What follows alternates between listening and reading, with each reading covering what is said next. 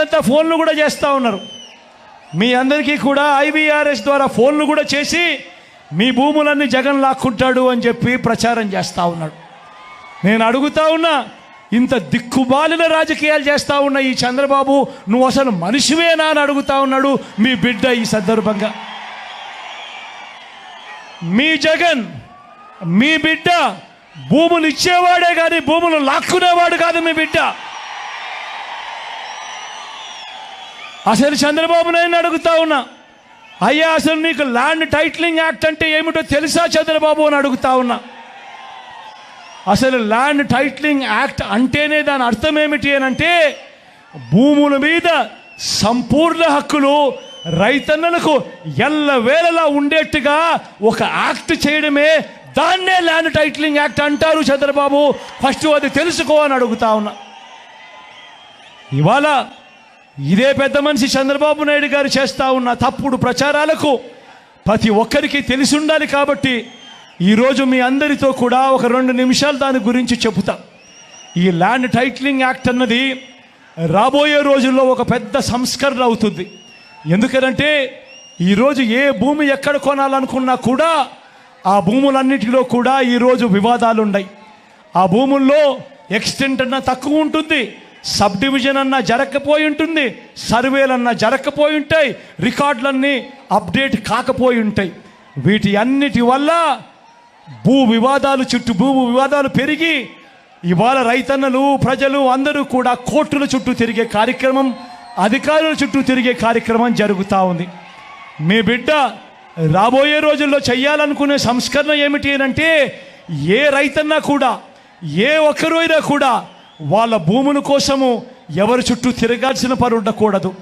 ఏ కోర్టుకు వివాదాలకు సంబంధించిన ఏ కోర్టుకు వెళ్లాల్సిన పరిస్థితి ఆ భూముల మీద వాళ్ళకు సంపూర్ణ హక్కులు వాళ్లకు కల్పిస్తూ, ఆ భూముల మీద ఏదైనా వివాదం ఉంటే ఆ వివాదాన్ని గవర్నమెంట్ గ్యారంటీ ఇస్తూ, వివాదం లేదు ఈ భూములు అని చెప్పే ఒక సంస్కరణ తీసుకుని రావాలని మీ బిడ్డ ఆలోచన. మీ బిడ్డ ఆలోచన ఆ భూముల మీద ఏదైనా వివాదం ఉంటే ఆ వివాదానికి ఏకంగా ఇన్సూరెన్స్ కూడా చేసి ఎటువంటి వివాదము కూడా ఉండకుండా చూడాలి అనేదే మీ బిడ్డ. టైటిల్ ఇన్సూరెన్స్ కూడా చేసి ఎటువంటి వివాదము లేని టైటిల్స్ ప్రతి ఒక్కరి దగ్గర ఉండాలి అనేదే మీ బిడ్డ లక్ష్యం.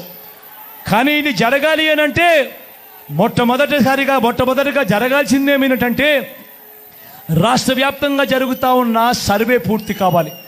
100 సంవత్సరాల తర్వాత అప్పుడెప్పుడో బ్రిటిషర్లు సర్వే చేశారు. దాని తర్వాత ఈ దేశంలో కానీ ఈ రాష్ట్రంలో కానీ సర్వేలు మళ్ళీ చేసే పరిస్థితి లేదు. ఈరోజు మొట్టమొదటిసారిగా మీ బిడ్డ గ్రామ సచివాలయాలు తీసుకొని వచ్చి అందులో ఏకంగా 15,000 సర్వేయర్లను కూడా అందులో పెట్టి, ఈరోజు మీ బిడ్డ 100 సంవత్సరాల క్రిందట జరిగిన సర్వేను మళ్ళీ మీ బిడ్డ ప్రతి ఎకరాను కూడా సర్వే చేయిస్తూ ఉన్నాడు. రైతుల కోసం సర్వే చేయించడమే కాకుండా వాటికి సంబంధించిన సరిహద్దు రాళ్లను పెట్టిస్తూ ఉన్నాడు, రికార్డులన్నీ అప్డేట్ చేయిస్తూ ఉన్నాడు, సబ్ డివిజన్ చేయిస్తూ ఉన్నాడు. చేసి ఆ రైతన్నలకే హక్కు పత్రాలను ఎక్కడికి పోకుండా పదిలంగా రైతన్నలకు అందేట్టుగా చేస్తూ ఉన్నాడు మీ బిడ్డ. ఇవన్నీ కూడా పూర్తయిపోయిన తర్వాత కానీ రాష్ట్రంలో 17,000కు సంబంధించిన రెవెన్యూ గ్రామాలుంటే ఇప్పటిదాకా 6,000 రెవెన్యూ గ్రామాలు మాత్రమే పూర్తయ్యాయి. రాబోయే 1.5-2 సంవత్సరాలలో పూర్తిగా 17,000 గ్రామాల సర్వే కూడా పూర్తయిపోతుంది. ఆ తర్వాత ప్రతి రైతన్న దగ్గర, ప్రతి ఒక్కరి దగ్గర వాళ్ళ భూములకు సంబంధించిన పక్కా రికార్డులు ఉంటాయి.